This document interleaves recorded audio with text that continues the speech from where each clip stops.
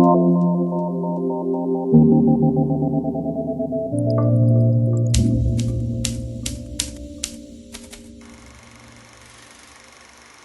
a dictatorship, the public sphere is under the complete control of the state.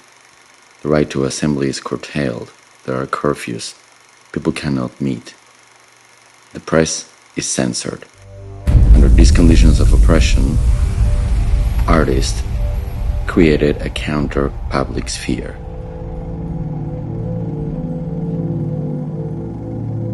In this counter-public sphere, this group of artists achieve a maximum of expression with a minimum of means.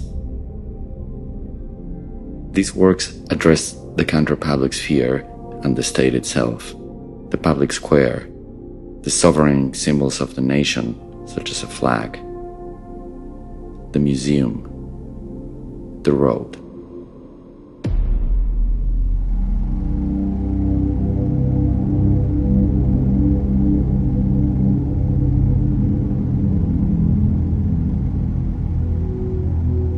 This is an image of rebellion, of intelligence,